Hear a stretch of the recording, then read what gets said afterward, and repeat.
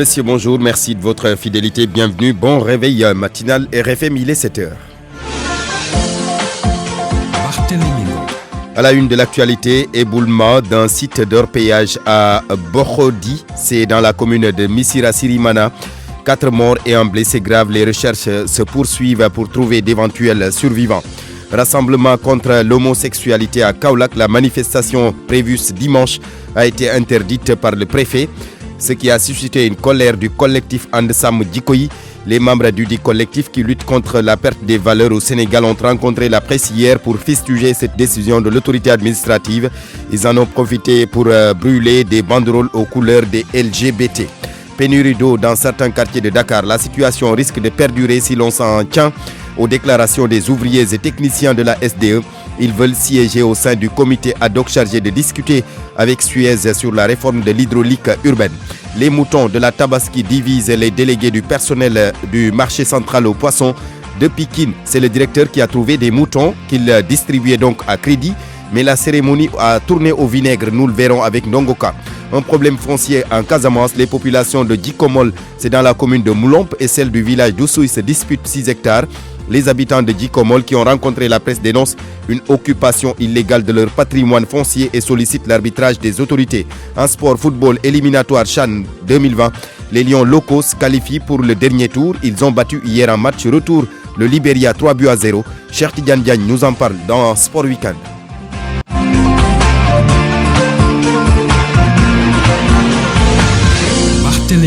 Bienvenue, bonjour à tous. À la technique Abdoulaye Diop. 4 morts et un blessé grave.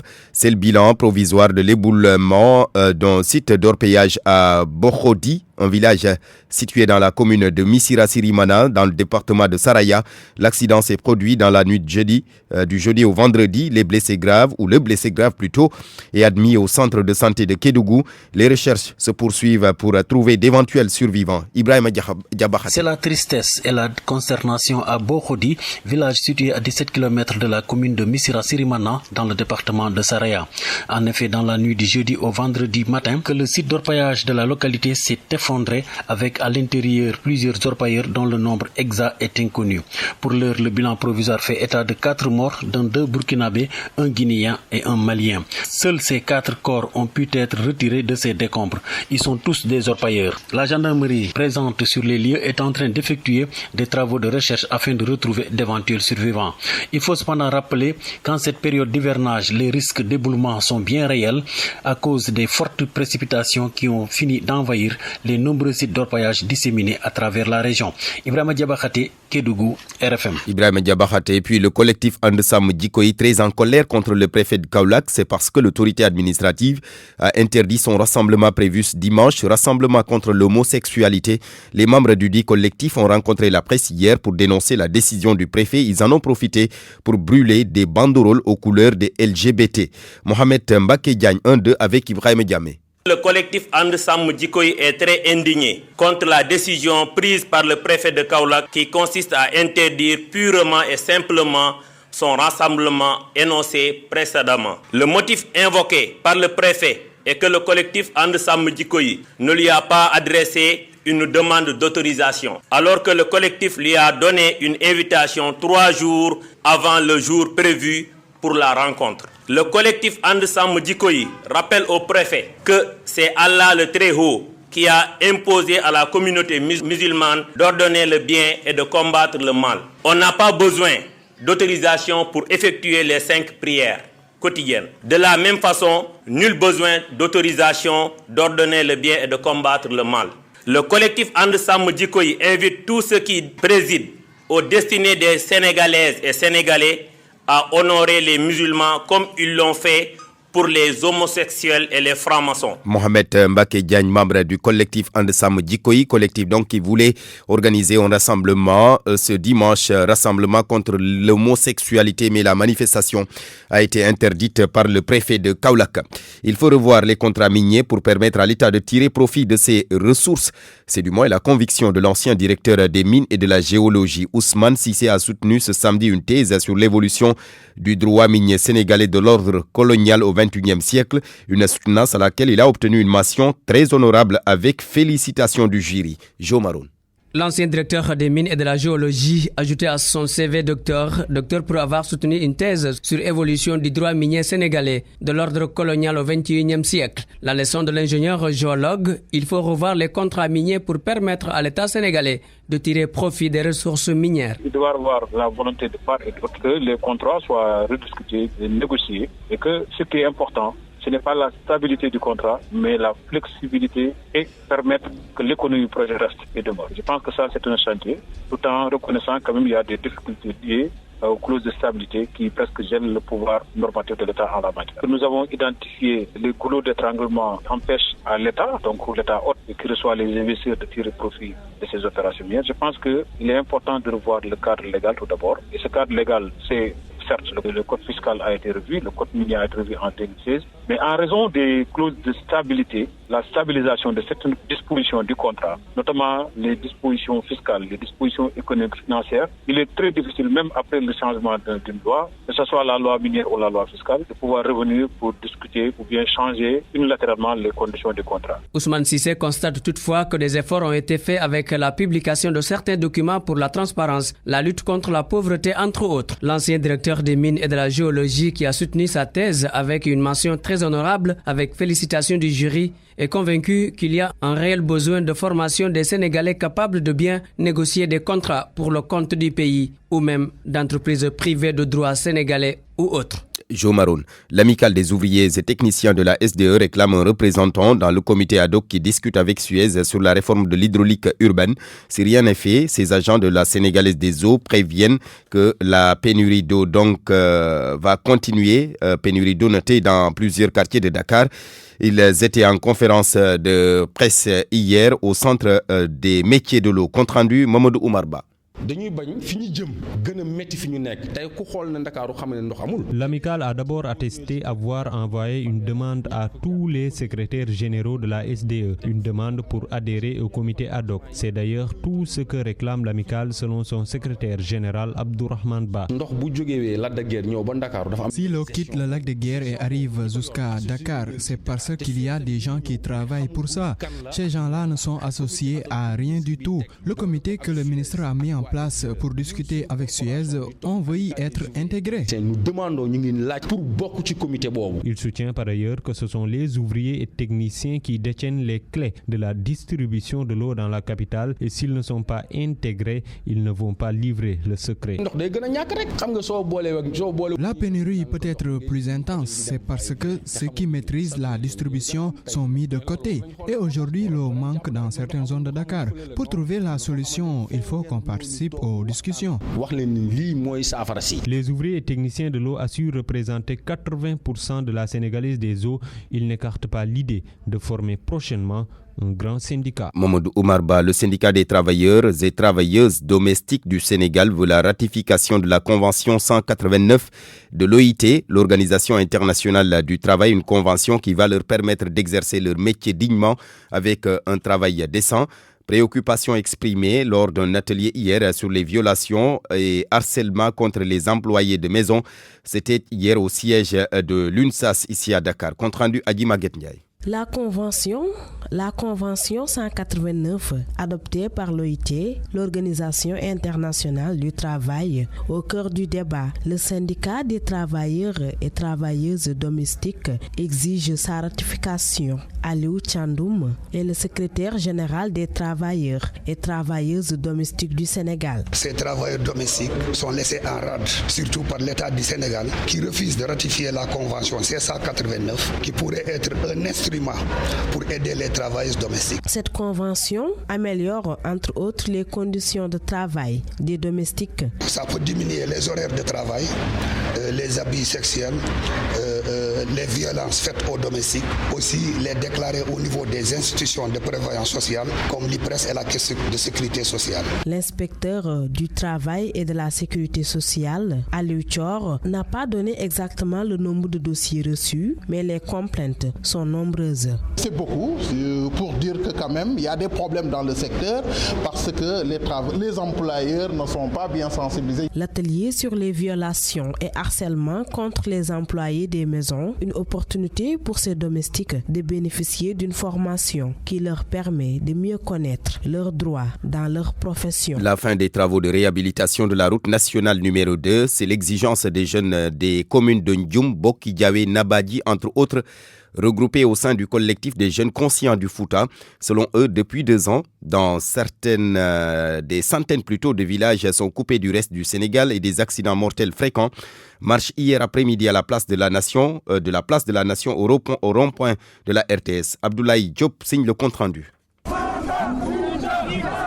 Fouta va mal, Fouta est mort, Fouta, prison à ciel ouvert. Les slogans n'ont pas manqué au collectif des jeunes conscients du Fouta pour montrer leur colère face au retard des travaux de réhabilitation de la RN2. Youssouf Dak. Nous ne pouvons pas rester pendant 2 ans à pratiquer une route bâtie, une route faite de terre bâtie, une route de 335 km faite de terre bâtie. Pendant 2 ans, nous y roulons. Pendant 2 ans, nos chauffeurs y souffrent.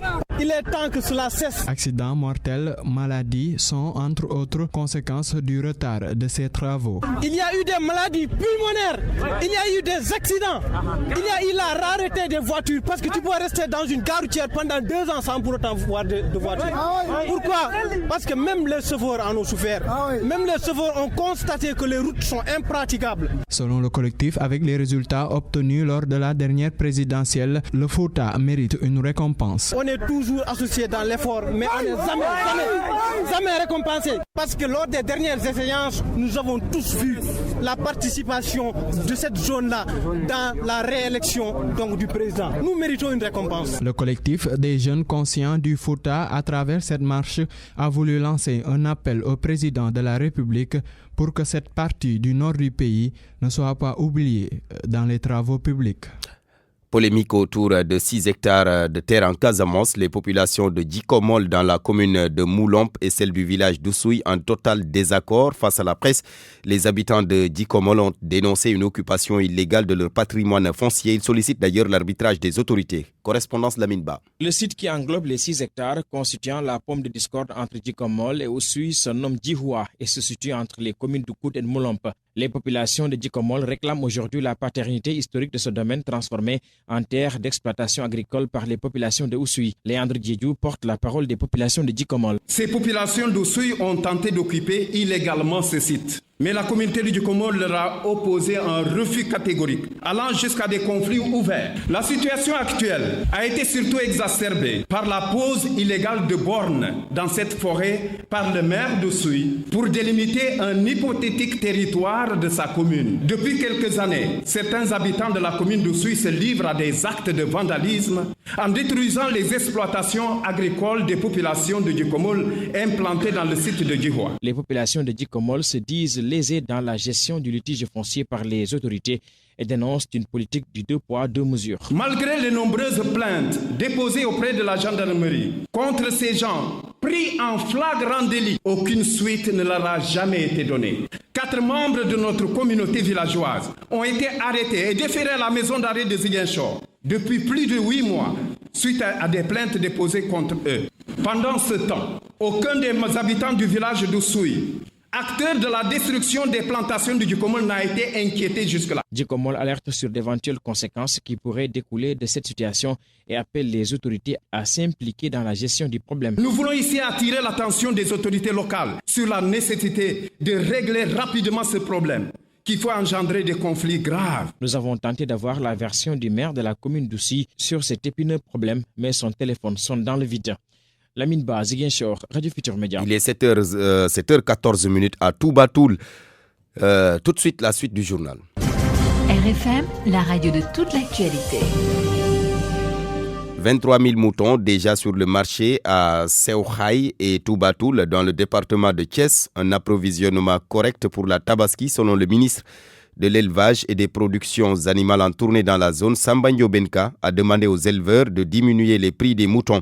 Nous l'écoutons avec Cheikh Anta Diop. Ce que nous avons vu au niveau de Sewekhaï et ce que nous avons vu au niveau de Toubatoul, nous partons très très rassurés. Nous sommes à J-8 de la Tabaski. Au niveau régional, on est aux alentours de 23 000 têtes, ça ne peut être que rassurant. Et nous restons également très optimistes par rapport à un bon approvisionnement du marché sénégalais au vrai sens du terme. Approvisionnement correct, mais des prix encore élevés. Pour ce qui est des prix, je ne saurais me permettre de les apprécier. Élevé ou pas élevé, ça c'est au consommateur. Le rôle de l'État, c'est de mettre en place un cadre approprié pour que les unités soient là, pour que assez d'animaux soient là. Maintenant, comme vous le savez, il y a la loi du marché qui définit les prix. La seule chose que je pourrais peut-être dire aux éleveurs, aux opérateurs, c'est quand même qu'ils soient réalistes, mais aussi qu'ils soient patriotiques pour ceux qui sont les Sénégalais, mais aussi qu'ils soient un peu cléments. Parce que nous tous, nous savons, actuellement, ce n'est pas évident pour la quasi-totalité des consommateurs sénégalais, mais il ne faudrait pas occulter aussi les aspects que je viens de dire. Actuellement, nous sommes dans une situation très difficile. Il n'y a pas de tapis herbacé, il n'y a pas de pluviométrie, il n'y a absolument rien comme aliment. Donc nous tous nous savons, il y a énormément de charges pour ce qui concerne les opérateurs. Donc à ce niveau-là, il faudrait juste prier qu'Allah subhanahu wa ta'ala puisse nous aider à ce que tout un chacun, à ce que tout Sénégalais puisse accéder à quand même un mouton pour cette journée importante. Samba Ndiobène Ka, le ministre de l'élevage et des productions animales. Les délégués du personnel du marché central aux poissons de Pikine qui se sont donnés en spectacle hier après-midi. La cérémonie de remise de moutons de Tabaski à crédit par le directeur a tourné au vinaigre. Certains s'insurgent plutôt contre la manière dont l'opération a été conduite. Ils parlent tout simplement de favoritisme. Dongoka.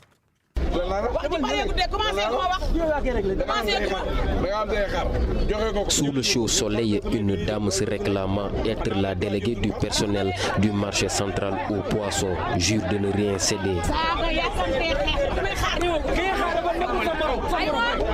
Quelques minutes plus tard, alors que le directeur du marché central aux poissons se signale, Seynabou Ndaw joint l'acte à la parole.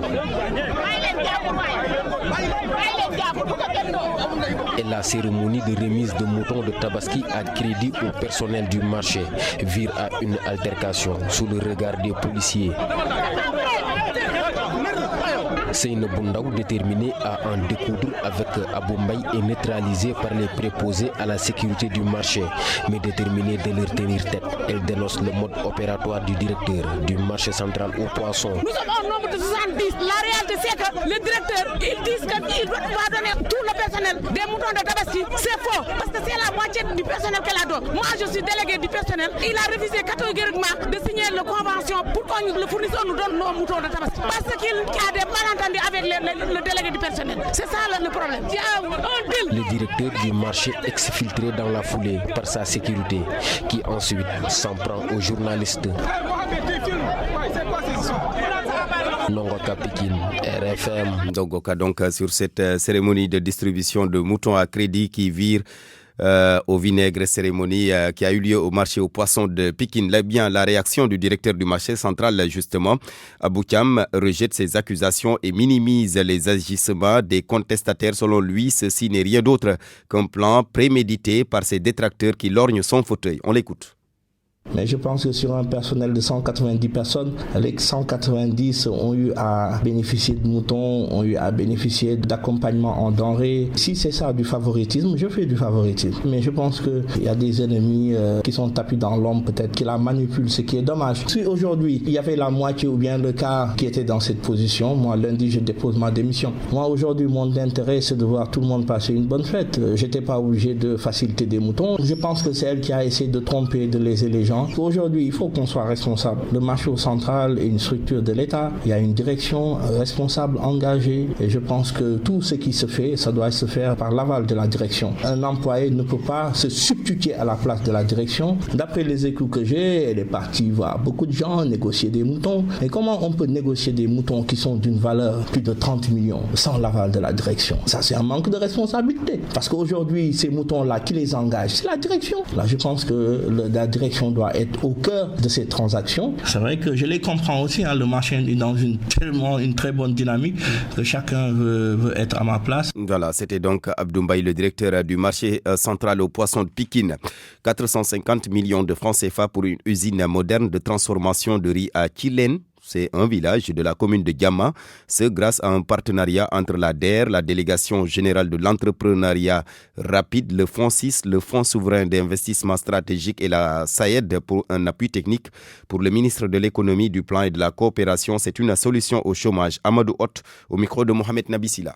Sans la SAED, les capacités techniques ne seraient pas connues. Le Fonds 6, à travers le sous-fonds Fonds 6 SAED, qui a été créé en 2015 et qui soutient les PME de la vallée dans le secteur agricole avec déjà 3 investissements, dont cet investissement consiste ici à apporter de l'expertise sur la structuration, comment faire pour qu'un projet soit bancable. Fonds 6 a mis également un capital, je comprends 200 millions de francs. Après le capital, après l'expertise, etc., il faut que des bailleurs en dette viennent également, mais surtout en dette abordable et en dette également long terme sans laquelle on ne peut pas acheter des machines. Et ça, c'est la DER qui l'a apporté. Et ça a été rapide. Donc en 3 mois, les sommes ont été décaissées. Et il faut la qualité, que le matériel qu'on a vu, la compétence des promoteurs laisse présager en fait une excellente qualité pour que les Sénégalaises et les Sénégalais puissent acheter ce riz-là et qu'on réduise drastiquement et qu'on arrête même l'importation de riz pour améliorer la balance commerciale. Des emplois créés, c'est des taxes que la société va payer et c'est également l'impact sur le PIB. RFM. L'actualité internationale. En République démocratique du Congo, 20 personnes ont été arrêtées dans le cadre de l'enquête sur le massacre de Yumbi. Ces hommes ont été appréhendés dans la forêt où ils s'étaient cachés. Un officier des forces de sécurité serait parmi les suspects. Le massacre de Yumbi en décembre 2018 avait fait plus d'un millier de morts.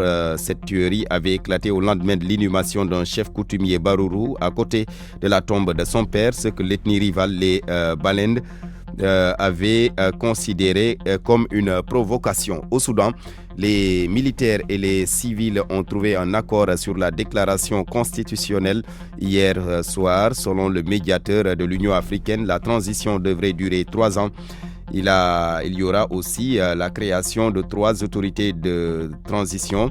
Cet accord est l'aboutissement donc de 2 jours d'âpres négociations entre les 2 parties. RFM Sport. Sport Week-end, c'est avec Cheikh Tidiane Diagne qui nous parle entre autres de la qualification des Lions locaux, qualification pour le dernier tour des éliminatoires du CHAN 2020.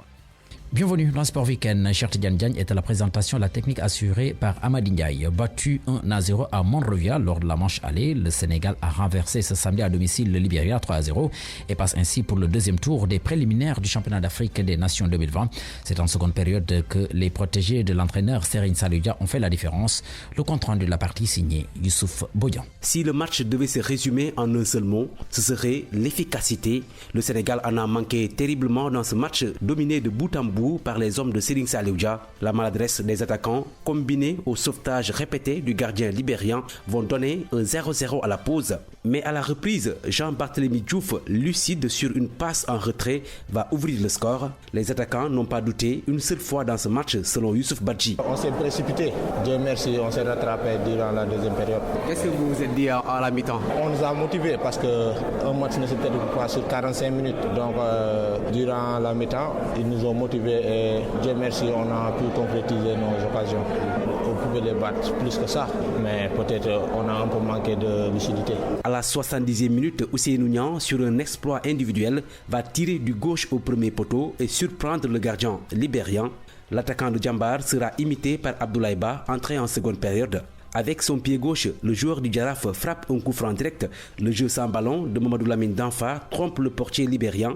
3-0 score final. L'essentiel est fait, estime le capitaine et gardien Pape Seydou Ndiaye. On est très content de cette victoire. Donc l'essentiel a été fait. Ce n'est pas de perdre là-bas 1-0 que le boulot est terminé. Donc on s'est ressaisi et faire les choses comme il le faut. Et c'est ça qui a payé aujourd'hui. Et vous avez manqué aujourd'hui beaucoup d'efficacité? Oui, surtout la première mi-temps. On s'est rectifié au niveau des vestiaires. C'est pour cela que dès la deuxième mi-temps, on les a pris haut. C'est ça qui a payé. Le Sénégal va retrouver au dernier tour la Guinée Match aller prévu entre le 20 et le 22 septembre 2019.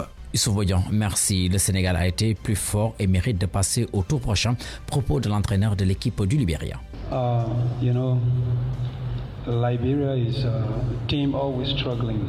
Vous savez, le Libéria a toujours rencontré des soucis en ce qui concerne les championnats, les tournois africains.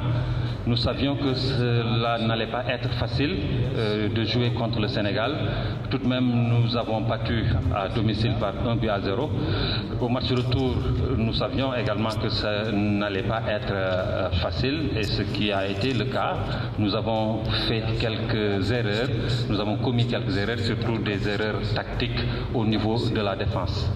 Nous sommes confrontés à un problème de discipline tactique, que ce soit la défense qu'au niveau de l'attaque. L'attaque n'a pas été cohérente et la défense a été vraiment en désordre.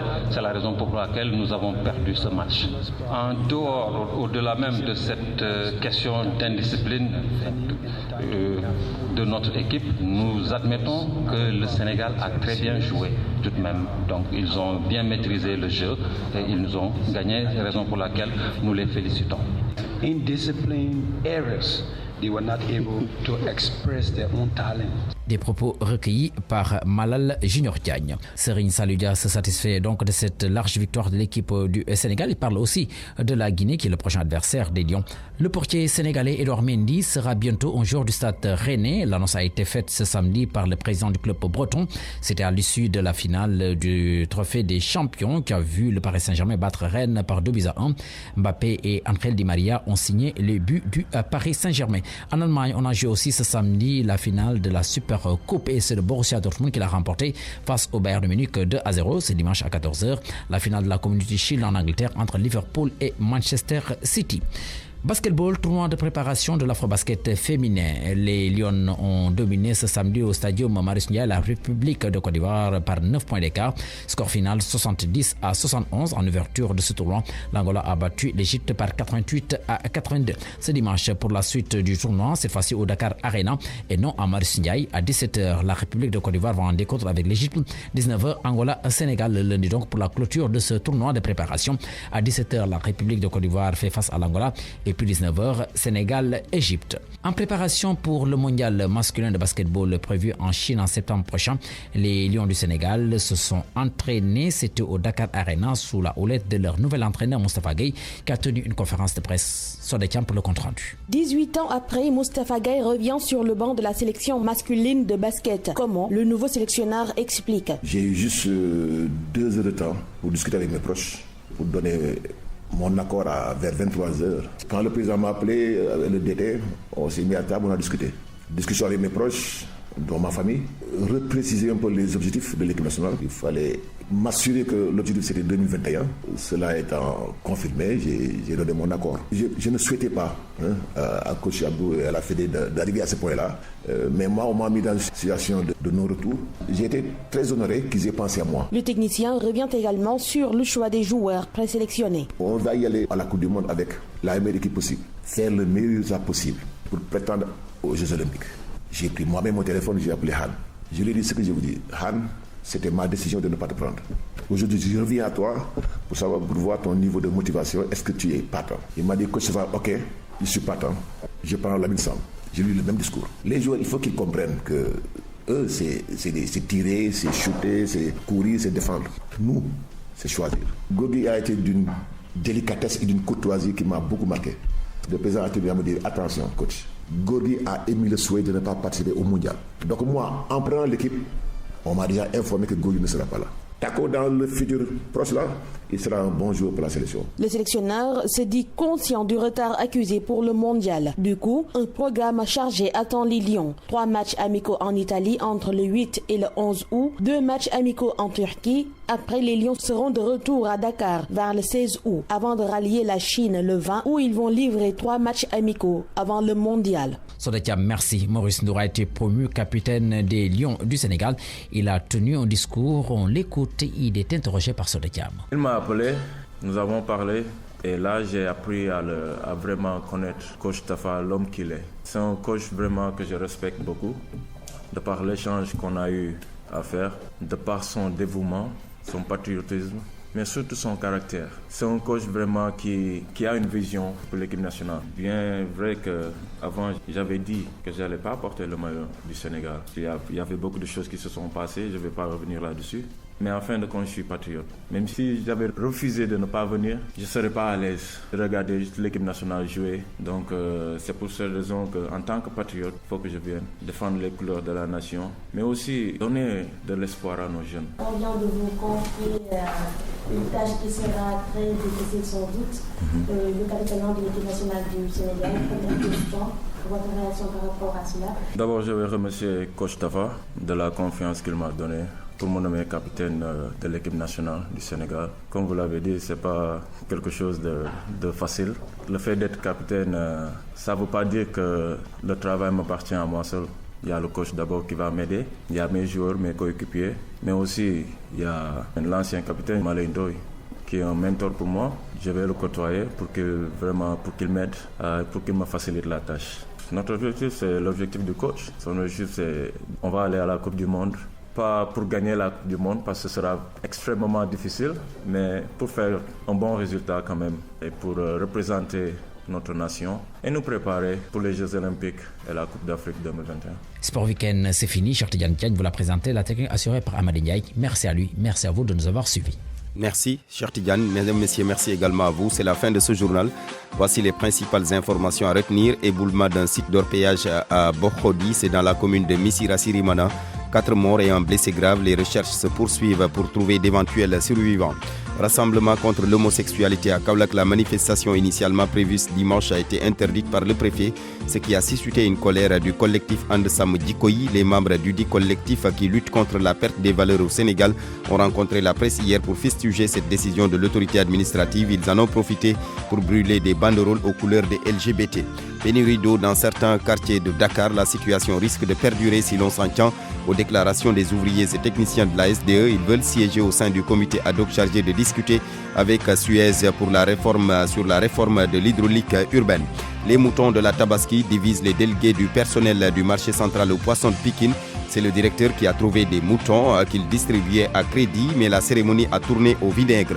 Un problème foncier en Casamance. Les populations de Djikomol dans la commune de Moulomp et celle du village d'Oussouy se disputent 6 hectares. Les habitants de Djikomol qui ont rencontré la presse dénoncent une occupation illégale de leur patrimoine foncier et sollicitent l'arbitrage des autorités en sport football. Nous avons parlé entre autres des éliminatoires du CHAN 2020. Les Lions locaux qui se qualifient pour le dernier tour. Ils ont battu hier en match retour le Libéria. 3 buts à 0. Journal présenté par Barthélémy Ngom, mise en onde d'Abdoulaye Diop. Merci de votre fidélité.